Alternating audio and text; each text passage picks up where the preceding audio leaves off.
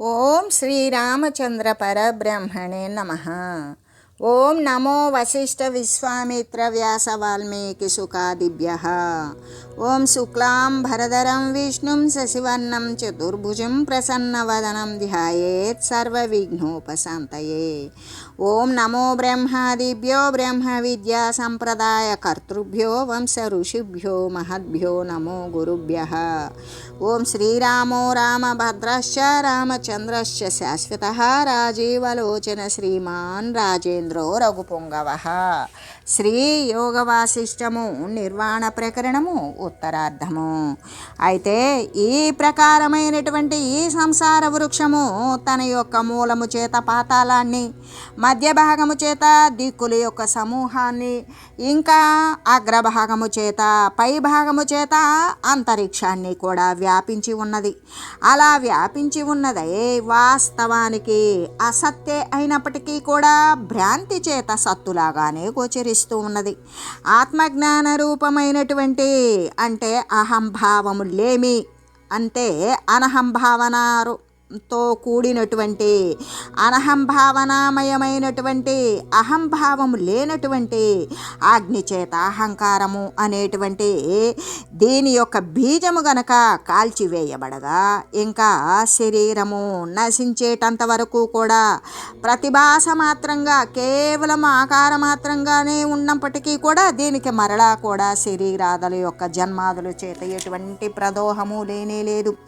అంటే ఈ సంసార మహావృక్షము పాతాళాన్ని, దిక్కులను, భూలోకాన్ని, స్వర్గాన్ని వ్యాప్తం చేసుకుని అసత్తై ఉన్నప్పటికీ కూడా సత్తులాగానే కనిపిస్తూ స్థితి కలిగి ఉన్నది కదా.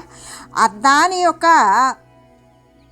అహంకారము అనేటువంటి బీజము, అనహంభావము అనేటువంటి అంటే అహంకార శూన్యముకు ఆత్మ యొక్క చింతన అనేటువంటి అగ్ని చేత కాల్చివేయగా ఆ తర్వాత ప్రతిభాస రూపమున ఒకవేళ ఉన్నప్పటికీ కూడా తిరిగి అది ఎన్నటికీ కూడా మొలకెత్తనేరదు. కనబడుతూ ఉన్నప్పటికీ కూడా అంటే మళ్ళీ శరీరాలను, జన్మాదులను అనేటువంటిది కలగజేయదు అని చెబుతూ ఇంకా కూడా విద్యాధర ధరాధారో గిరికందర మందిర దిగంతరాంబరాచారాచార సంచార చంచర ఈదృశోయం జగద్వృక్షో జాయతే హంత్వబీజతః బీజే జ్ఞానాగ్ని నిర్దగ్ధే నైవ కించన జాయతే. భూసుండు విద్యాధరునితో ఇలాగా చెప్తూ ఉన్నాడు. ఇంకా ఓ విద్యాధర, అధోలోకములు 7 ఉన్నవి కదా.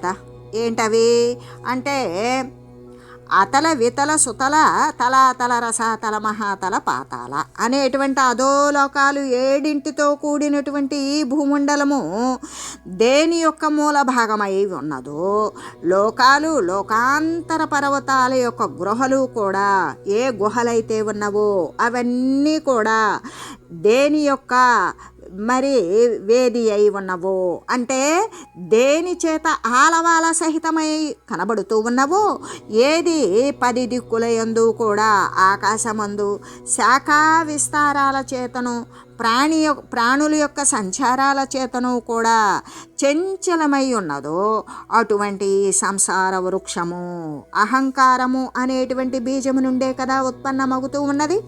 కానీ ఎప్పుడు జ్ఞానాగ్ని చేత బీజము అనేటువంటిది దగ్ధమైందో అప్పుడు ఈ వృక్షము ఇవకింత కూడా జనించడం సాధ్యపడదు. ఇది ఎప్పటికీ కూడా ఇక జనించదు అని చెబుతూ ఎలాగంటే ఈ ఆకాశము, ఈ పర్వతాదులతో కూడినటువంటి ఈ జగద్రూప వృక్షము అహంకారము అనే బీజము నుండి కదా ఉత్పన్నమవుతూ ఉన్నది. ఈ అహంకారము అనేటువంటి బీజము జ్ఞానాగ్ని చేత బాగుగా దహించి వేయబడగా ఇంకా ఈ జగద్వృక్షము అనేటువంటిది ఒకంత కూడా తిరిగి జనించకుండానే ఉంటుంది అని చెబుతూ ప్రేక్షమానంచ తన్నాస్తి కిలాహం త్వం కదాచన ఏతావదేవ తజ్ఞానామనేనైవ ప్రదహ్యతే. వాస్తవానికి ఈ ప్రపంచము ఏమి అనేటువంటి తత్వదృష్టి చేత విచారించి సమస్తము కూడా బ్రహ్మమాత్రముగా నిశ్చయించాలి. అలా నిశ్చయించడం చేత విచారించినప్పుడు అసలు ఈ ప్రపంచం ఏమున్నది అని ఇదంతా అబద్ధమే అని ఎప్పుడైతే తన యొక్క తత్వదృష్టి చేత విచారించాడో సమస్తము కూడా బ్రహ్మ మాత్రమే అని నిశ్చయిస్తాడు. అలా నిశ్చయించడం చేత ఇక ఆ అహంకారము అనేటువంటిది ఎన్నడూ కూడా ఎక్కడా కూడా ఉండజాలదు. ఇంత మాత్రమే. అంటే ఆ జ్ఞానము దీని చేత అహంకారము అనేటువంటిది దహింపబడుచూ ఉన్నది కదా. జ్ఞానాగ్ని వలన అహము అనేటువంటిది నశించిపోతూ ఉన్నది అని చెబుతూ, అంటే ఈ అహంకారం అనేటువంటిది ఏమున్నది, ఈ అహంకారం ఏమిటి అని బాగా విచారించాడనుకో, లేకపోతే సాక్షిగా ఉండి వీక్షించినట్లయితే ఈ దేహాంతర్గతంగా సర్వేక సమస్తంగా సర్వవ్యాపకంగా ఏకరసమాత్రంగా రెండవది లేనిదిగా ఉన్నటువంటి పరమాత్మను మాత్రమే సాక్షి మాత్రంగా వాడు విచారించాడనుకో, అది ఎప్పుడూ కూడా అహంకారము అనేటువంటిది లేకనే ఉంటుంది. అలా ఎప్పుడైతే అంటే ప్రపంచము అనేటువంటిది ఎప్పుడూ లేదు, ఇంత మాత్రపు నిశ్చయమే కదా జ్ఞానము. అటువంటి జ్ఞానము చేతనే ఈ అహంకార రూప బీజము అనేటువంటిది నశించబడి అంటే దహింపబడిపోతుంది, కాల్చివేయబడుతూ ఉన్నది. అహంత్వభావాశాహం త్వమస్తి సంసార బీజకం నాహంత్వభావన్నాహత్వమస్తి జ్ఞానముత్తమం. దేహాదులయందు ఈ శరీరాదులయందు అహం భావన యొనర్చుట వలన ఈ శరీరము నేను, ఈ ఉపాధి నాది, ఈ యొక్క వస్తుతతి నాది, ఈ దేహము నేను అని భావించడం వలన అహంకారము అనేటువంటిది అస్తిత్వము కలిగి ఉన్నది. అస్తిత్వము కలిగినది సంసారానికి బీజమై అలరుచూ ఉన్నది. అంటే మళ్ళీ కూడా చావు పుట్టుకలకు మూలమేంటి, అస్థిరమైన వస్తుతతి నేను అని భావించేటువంటి భావన ఏదైతే ఉన్నదో అదే ఈ సంసారము అనేటువంటిది ప్రాదుర్భావం చేస్తూ ఉంటుంది. సర్వత్రా కూడా బ్రహ్మభావనే గావించినట్లయితే రెండవ వస్తువు లేదు. సర్వేక సమస్తం కూడా ఏకరసమాత్రమైన పరబ్రహ్మ వస్తువు తప్ప, ఆత్మతత్వము తప్ప, బ్రహ్మము తప్ప మరొకటి లేదు అని ఆ బ్రహ్మభావన గావించడం చేత ఇంకా ఆ అహంకారము అనేటువంటిది ఉండజాలదు.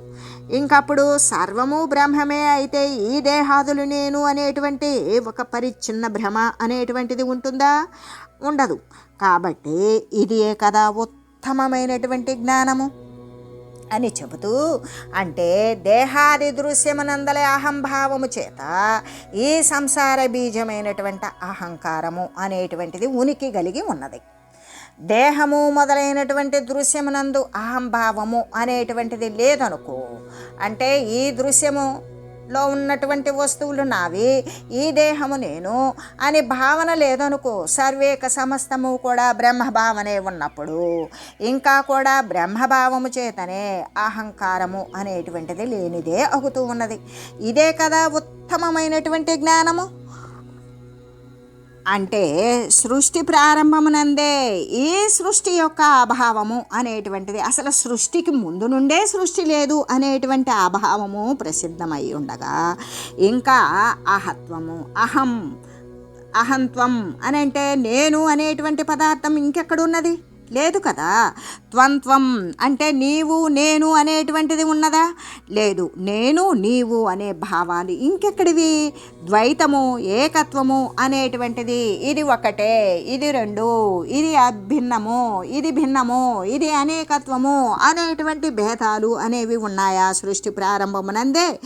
ఎవరైతే ఈ యొక్క సృష్టి లేనిదే అనేటువంటి భావము కలిగి ఉండి, లేదా సృష్టి అనేటువంటి భావమే నశించిపోయి ఉండగా ఇంకా అక్కడ నీవు నేను అనేటువంటి భావము, భేదభావము అనేటువంటిది ఉండదు కదా అని చెబుతూ, సమాకర్ణ్య గురోర్వాక్యం యతంతే ఏ స్వయత్నతః సంకల్పత్యాగమామూలం పదప్రాప్తౌ జయంతితే. గురువాక్యాన్ని ఎవరైతే శ్రద్ధతో వింటారో, అక్కడ చెప్పబడినటువంటి రీతిగానే, అంటే పెద్దలను ఆశ్రయించినప్పుడు పెద్దలు చెప్పబడినటువంటి రీతి సంకల్పాన్ని సమూలంగా త్యజించాలనే కదా చెప్తారు. ఏ సంకల్పానికి మూలమైనటువంటి మనసు ఉన్నదో ఆ మనసు శుద్ధ సత్వాన్ని ఆశ్రయించి పరబ్రహ్మ చింతన యందు ఉన్నప్పుడు ఇంకక్కడ సంకల్పము అనేటువంటిది సమూలంగా త్యజించినదే అయి ఉంటుంది. అలా పూర్తి స్థాయిలో వదిలివేయడం కోసం స్వయంగా ప్రయత్నం ఎవరైతే ఆచరిస్తూ ఉంటారో వారే కదా ఏ సంకల్పము లేనటువంటి నిస్సంకల్పమైన ఆత్మపద ప్రాప్తి యందు జయము అనేటువంటి దానిని పొందుతారు అని చెబుతూ, అంటే గురువులు చెప్పినటువంటి పెద్దలు చెప్పినటువంటి వాక్యాలు బాగా శ్రవణం చేయాలి. వారు చెప్పినటువంటి మార్గమునందే ఎవడైతే సమూలంగా ఇది పూర్తి స్థాయిలో సంకల్పాలను త్యాగము చేయటంలో తనదైనటువంటి స్వకీయమైనటువంటి ప్రయత్నము చేత కృషిని చేస్తూ ఉంటారో అటువంటి వారు ఆత్మపద ప్రాప్తి యందు విజయాన్నే పొందుతారు అనే చెబుతూ, రంధనాధ్యయమాప్నోతి స్వశాస్త్రే కృతత్కృతే వివేకీ స్వవివేకిత్వం యతనాదేవ నాణ్యథా. పాచకుడు పాకశాస్త్రాన్ని బాగా అభ్యాసము చేసి దాని రీతిగానే పాకశాస్త్రంలో చెప్పిన రీతిగానే స్వయంగా పాకాదులను గావించడం వలన క్షుత్తు మొదలైనటువంటి వాని యొక్క జయాన్ని మరి రాజాదుల యొక్క సన్మానాన్ని పొందినట్లుగానే, ఏ విధంగా వంటల వాడు రుచికరంగా భోజనం తయారు చేయాలి. అప్పుడు వానికి రానటువంటి దానిని కూడా పాకశాస్త్రం చదువుతాడు, చక్కగా అది గుర్తులో పెట్టుకుంటాడు. ఏ పదార్థాలు ఎంత వేయాలి, ఏ సమయంలో ఆపాలి, ఏ మసాలాలు దట్టించాలి అనేటువంటి దాని రీతిగా ఆ యొక్క పదార్థం ప్రకారం ఆ పాకాన్ని తయారు చేసినప్పుడు ఏమవుతుంది, మంచి వాసన వస్తుంది. ఇంకా కూడా తింటే చక్కగా ఆకలి తీరిపోతుంది. మరి ఆకలిని కూడా జయించి వేస్తాం. అంతేకాదు అదే మహారాజ భవనాలలో ఉన్నటువంటి వంటవారికైతే పారితోషికాలు అధికంగా కూడా ఇవ్వబడతాయి, సన్మానాలు చేయబడతారు. అంటే రుచికరమైనటువంటి భోజనం చేసినటువంటి రాజుకు తృప్తి కలిగితే ఆ పాచకునికి ఆ వంటల వానికి తగిన సన్మానాన్ని చేస్తాడు. అలాగే మరి వివేకి అయినటువంటి వాడు, అంటే జ్ఞానాన్ని అభ్యాసం చేయాలి అనేటువంటి వాడు గురువు వద్ద గనక శ్రవణము చేసి గురువు చెప్పేటువంటి జ్ఞాన రూప బోధను చక్కగా శ్రద్ధగా విని ఆ శ్రవణము తర్వాత, అంటే విన్న తర్వాత ఆ చేసేటువంటి ప్రయత్నము, అంటే విన్నదానిని మళ్ళీ కూడా గుర్తు తెచ్చుకొని ఆ విన్న ప్రకారమే వాడు ప్రయత్నం చేస్తూ అభ్యాసం చేస్తూ ఉంటాడు. ఆ ప్రయత్నము చేత బాగా సాధించాడు, ఆ ప్రయత్నాన్ని కొనసాగిస్తూనే ఉంటాడు. అది చిట్ట చివరికి ఏం చేస్తుంది అంటే కైవల్య పదాన్ని పొందగలుగుతుంది. కానీ మరొక విధంగా అయితే కాదు కదా. ప్రతి ఒక్కరికి కూడా ఏంది అంటే స్వకీయమైనటువంటి సాధన అనేటువంటిది కావలసిందే, కొనసాగేటువంటి ప్రయత్నం అనేటువంటిది కావలసిందే. అది ఉన్నప్పుడు మాత్రమే వంటలవాడు రాజు యొక్క అనుగ్రహాన్ని పొందినట్లుగానే జ్ఞానాన్ని అర్థించేటువంటి వాడు గురువు యొక్క ఆశ్రయాన్ని పొంది పరమాత్మ తత్వాన్ని పొందాలి అంటే మహనీయులు చెప్పినటువంటి ఆ యొక్క బోధ అనేటువంటి దానిని నిరంతరం కూడా వింటూ ఆ ప్రకారమే అనుసరిస్తూ ప్రయత్నిస్తూ జ్ఞాన మార్గంలో పయనం చేసేటువంటి వాడు మాత్రమే కైవల్య పదాన్ని పొందగలుగుతాడు అని చెబుతూ, ఎలాగంటే వంటవాడు గనక పాకశాస్త్రాన్ని బాగా అభ్యాసం చేస్తూ ఆ పాకశాస్త్రంలో చెప్పబడినట్లుగానే భక్ష్యాలు భోజ్యాలు మొదలైనవి అన్నీ కూడా వండుతూ రాగా ఎలాగా ఆ శాస్త్రమునందు ప్రావీణ్యాన్ని పొందుతాడో, అంతేకాదు వివేకవంతుడు కూడా అంటే పొందుతాడో, రాజుల యొక్క సన్మానాలు కూడా పొందుతాడో, అలాగే వివేకవంతుడైనటువంటి అధికారి అంటే జ్ఞానాన్ని అనుసరించడానికి సిద్ధమైనటువంటి అధికారి సర్వశాస్త్రాలు గురువులు బోధించినటువంటి మార్గంలో ప్రయత్నిస్తూ ఉండడం వలన మరి నిజమైనటువంటి వివేకమునందు, అంటే వివేకము ఏంటది, నిత్యమేమి అనిత్యమేమి అనేటువంటి నిజస్థితిలో గ్రహిస్తాడు.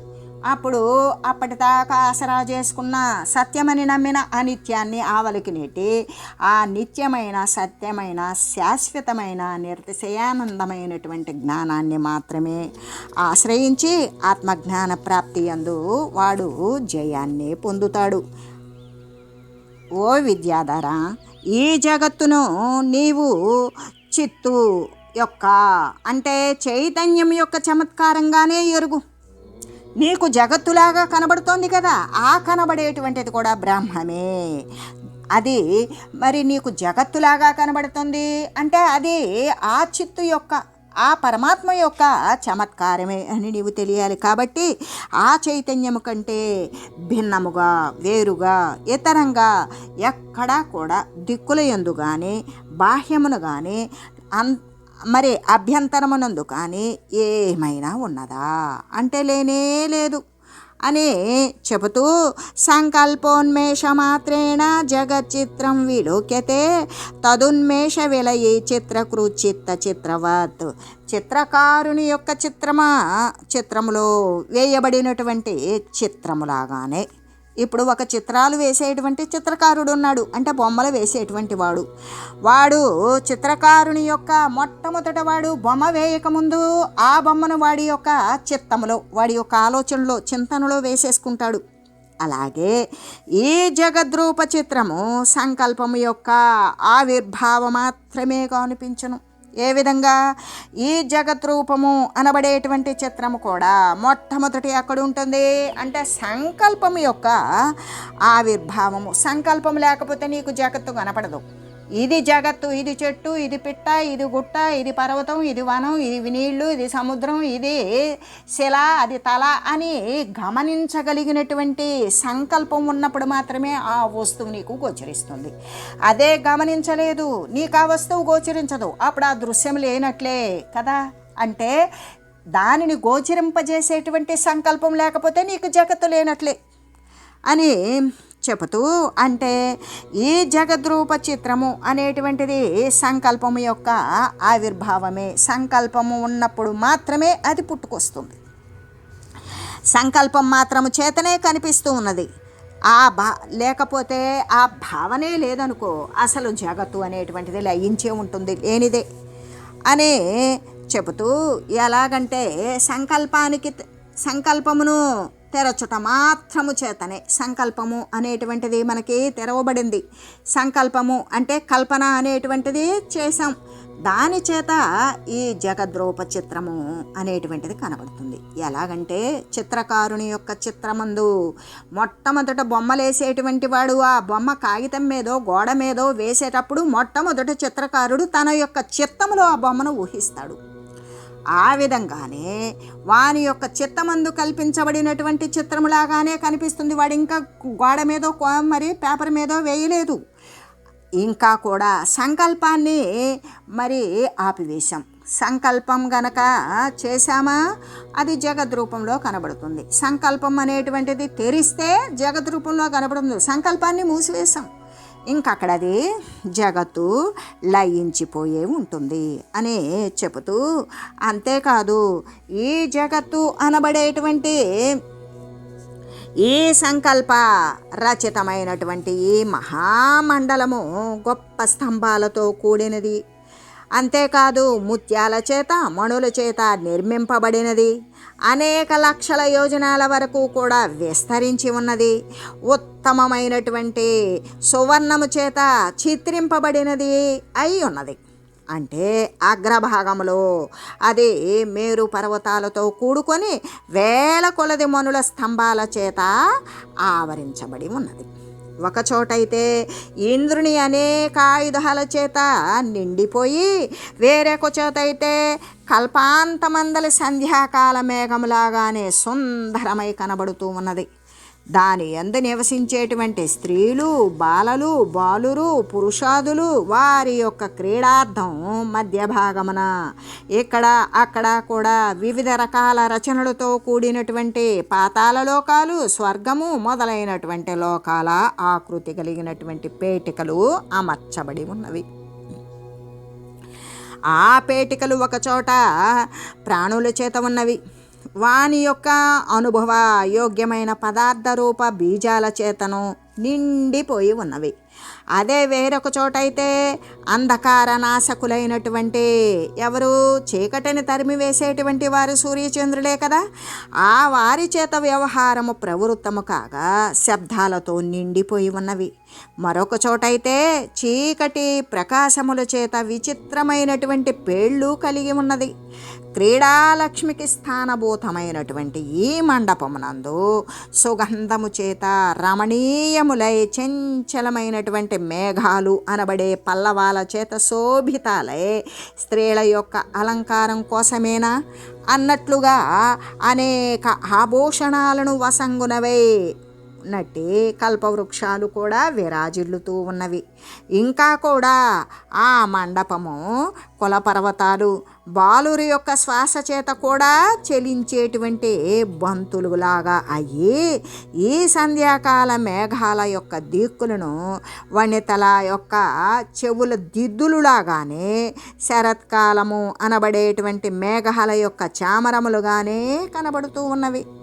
ఇంకా కల్పాంతమందలి మేఘాలే అక్కడ విసనకర్రలై భూతలమే జోదమాడు ఫలకమై నక్షత్ర సహితమైనటువంటి ఆకాశమే వితానమై అంటే పైకప్పు అయి అలరుచూ ఉన్నది. ఇంకా కూడా అక్కడ ఆకాశము అనేటువంటి ముంగిలియందు జగత్ యొక్క ఆవిర్భావ తిరోభావాదులు ఏవైతే ఉన్నవో వాటిని పందాలుగా కలిగినటువంటి జోదాన్ని ఆ మండప ప్రభువులకు బ్రహ్మాదులు ఆడుచూ ఉండగా 4 రకాలైనటువంటి అంటే స్వేదజ, అండజ, ఉద్భిజ, జరాయుజ అనబడేటువంటి 4 రకాల చేత ఉత్పన్నమైనటువంటి చతుర్వేద భూత సమూహాల యొక్క జననము, మరణము, రూప భ్రమణము ఏదైతే ఉన్నదో అదే ఆ ద్యోత ఫలకము యొక్క పరావర్తమయ్యి సూర్య, చంద్ర, గ్రహాదులే పాచికలై అక్కడ ప్రకాశిస్తూ ఉన్నవి. ఈ ప్రకారమైనటువంటి సంకల్ప మండపాన్ని గురించినటువంటి సంకల్పము ఏ విధంగా అయితే అంతఃకరణమున చిరకాలము యొక్క భావన చేత ఎదుటగా ఉన్నటువంటి దృశ్యములాగానే అంటే అసత్తే అయి ఉన్నప్పటికీ కూడా సత్యత్వాన్ని పొందుతూ ఉన్నదో అలాగే ఈ జగత్తు చిత్తు యొక్క చమత్కారమే అయి చిత్రకారుని చిత్తమందలి చిత్రములాగానే సంకల్పాల చేత ప్రకటము అవుతూ ఉన్నది. అసత్తై ఆవిర్భవించు ఈ మాయా గజాదులాగానే అక్కడ లేకనే ఉన్నట్లుగా కల్పించబడినటువంటి ఏనుగుల గుంపులాగానే అసత్తయ్యే పుట్టినటువంటివే అయినా ప్రతిభాస రూపము చేత అవి లేకనే ఉన్నట్లుగా కనబడుతూ ఉండడం చేత యథార్థంగా అవి అసత్యమే అయి ఈ జగత్తు స్ఫురిస్తూ ఉన్నది. హేమ్నీవ కటకాదిత్వం సంసారోదర కోటర చిచ్చమత్కార ఏవాయామ వికల్పన సంక్షయ అంటే బంగారమునందు అంటే సువర్ణమునందు కటకాధ్యాభరణాలు లాగానే తన యొక్క ఉదర భాగమున ఈ ప్రపంచము ధరించి ఉన్నటువంటి చిత్తు యొక్క చమత్కారమే కదా ఇది. సంకల్ప వికల్పాలు కనుక చేయకుండా ఉండడం చేత దీని యొక్క నాశము అనేటువంటిది సంభవిస్తూ ఉన్నది. ఎలాగా అంటే బంగారమునందు చేయబడినటువంటి బంగారంతోనే మనం రకరకాలైనటువంటి మనకు ఆభరణాలు అనేటువంటివి కావలసినటువంటి అవయవాలకి కావలసినటువంటి ఆభరణాలు అనేవి తయారు చేసుకుంటూ ఉంటాం. అలాగే తన యొక్క ఉదర భాగమున ఈ ప్రపంచాన్ని ధరించి ఉన్నటువంటి చిత్తు యొక్క అసలు ఈ చిత్ స్వరూపము అన్నప్పుడు ఆ పరమాత్మ తత్వం యొక్క తన యొక్క ఉదర భాగమునందే ధరించి ఉన్నటువంటి చమత్కారమే కదా ఈ జగత్తు అనేటువంటిది. అయితే ఇది సంకల్పము వికల్పములు అనేటువంటిది ఎవరైతే చేయకుండా ఉంటామో జగత్తు గురించి ఇంకప్పుడు జగత్తు అంటే దీని యొక్క నాశము అనేటువంటిది సంభవిస్తూ ఉన్నది కదా అని చెబుతూ ఎలాగంటే ఓ విద్యాధర ఈ బంగారమునందు ఆభరణత్వం లాగానే తన యొక్క ఉదరమున జగత్తును ధరించి ఉన్నటువంటి ఏ చిద్రూప ఆత్మ యొక్క చమత్కారమే ఈ సమస్తము కూడా అయి ఉన్నది. అయినప్పుడు ఎలాగంటే అయి ఉన్నప్పుడు ఆ చమత్కారమే ఇదంతా కూడా అంటే ఈ జగత్తు యొక్క సమస్త దృశ్యము కూడా అయి ఉన్నది. సంకల్పము వికల్పము అనేది లేదనుకో అప్పుడు లెస్సగా ఈ జగత్తు అనేటువంటిది నశించిపోతూ ఉన్నది. ఈ వికల్పరాహిత్యము మనుజునకు అత్యంత అధీనమైనటువంటి కార్యమే అవుతూ ఉన్నది కదా. ఇలాగా తెలిసినటువంటి వాడవై నీవు ఏ విధంగా అంటే నీకు ఎలా ఇష్టమో అలాగా నువ్వు ఆచరించు అని చెబుతూ యశ్చాన్నపానదానాదావనాదరము ముపేయివాన్ తస్యేదం పశ్చిమం జన్మ నసకర్మ సముచ్యతే. ఓ విద్యాధర, ఈ విధంగా ఇట్లు ఈ జగత్తు యొక్క ఉత్పత్తి కానీ వినాశము కానీ మనుజునకు సర్వదా తన యొక్క అధీనమునందే ఉన్నవి. కాబట్టి ఇప్పుడు నీకెట్లిష్టమో అలా ఆచరించు. ఎవడైతే అన్నపానాది అంటే భోజనము కానీ నీరు కానీ ఇతరమైనటువంటి అనుభవాల యొక్క దానము యజ్ఞాలు మొదలైనటువంటి ఆముష్మికమైనటువంటి అంటే ఉన్నదానికంటే ఉన్నతమైనటువంటి స్థానాన్ని పొందాలి అని చేయబడినటువంటి పుణ్యకార్యాల యొక్క భోగాల యొక్క ఫలాలను కూడా కోరకుండా ఉంటాడో అతనికి ఇది అంతిమ జన్మే అవుతూ ఉన్నది. అటువంటి వాడు కర్మలను త్యజించకుండా నిష్కామంగా ఆచరిస్తూ ఉంటాడు. తనకి ఇష్టం లేని దానిని వదిలివేయటం, ఇష్టమైన దానిని స్వీకరించడం అనేది లేకుండా తనకు యథాప్రాప్తమైనటువంటి కర్మను దేనిని వదలకుండా మానసికంగా అంటి ఉండకుండా నిష్కామంగా కోరిక లేకుండానే ఆచరిస్తూ ఉంటాడు. ఎవడైతే అన్నపానాది ఐహిక సుఖమైనటువంటి భోగ సామాగ్రి ఎందు కానీ ఇతరమైనటువంటి ఆముష్మికమైనటువంటి అంటే ఇంకా స్వర్గాదిలోక జీవనం గురించి కానీ ఈ భోగ సామాగ్రి ఎందు కానీ ఏమాత్రము ఆధారము లేకుండా ఉంటాడో అతనికి ఇది చివరి జన్మయే అవుతుంది. ఇంకింతకు మించి మరొక శరీరం అనేటువంటిది రాదు. అటువంటి వాడు కర్మలను త్యజించకుండా ఉంటాడు. వాడు ఏ కర్మను వదిలిపెట్టడు, దేనిని స్వీకరించడు.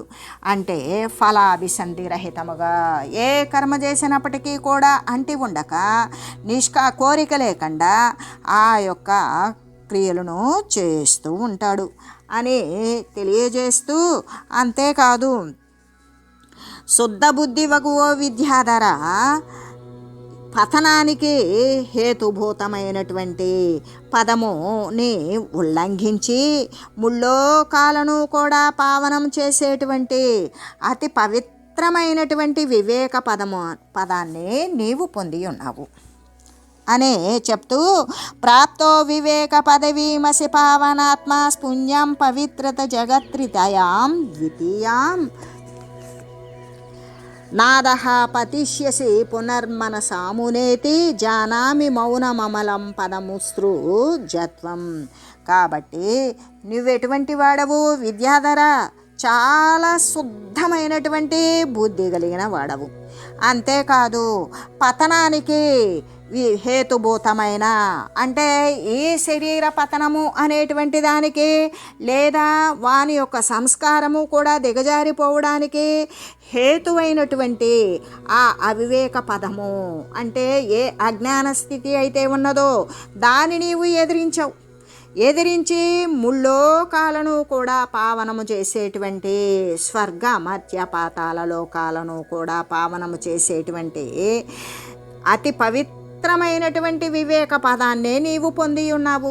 ఎటువంటిది అంటే సత్యమైనటువంటి స్థితి కావాలని కోరుతున్నావు, దానికోసమే ప్రయత్నం చేస్తున్నావు. అసత్యమైనటువంటి స్థితిని దూరీకరించావు.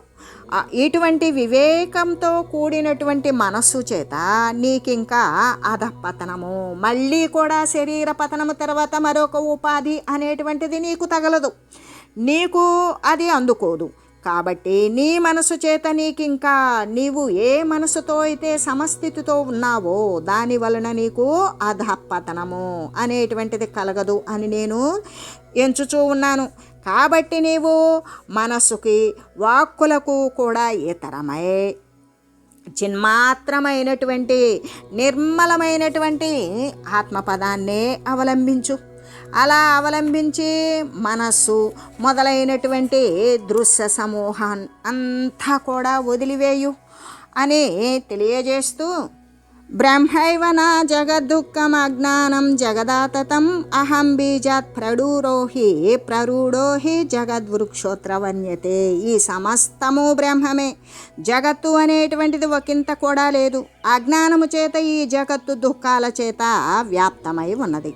అహంకారము అనే బీజము నుండి ఈ జగద్రూప వృక్షము అనేది వృద్ధి పొందింది అనే విషయాలను గురించి తెలియజేసి ఈ యొక్క నిర్వాణ ప్రకరణమున ఉత్తరార్ధంలో విద్యాధరోపాఖ్యానమునందు మాయామండప వర్ణనాన్ని గురించి భూసుండు తెలియజేసి చేశాడు. ఓం మంగళం శ్రీ గురుదేవాయ మహనీయ గుణాత్మనే సర్వలోక శరణ్యాయ సాధురూపాయ మంగళం. ఓం మంగళం కౌసలేంద్రాయ రామాయ రామభద్రాయ చక్రవర్తి తనూజాయ సార్వభౌమాయ జానకీ వల్లభాయ శ్రీరామచంద్రాయ మంగళం. ఓం తత్సత్.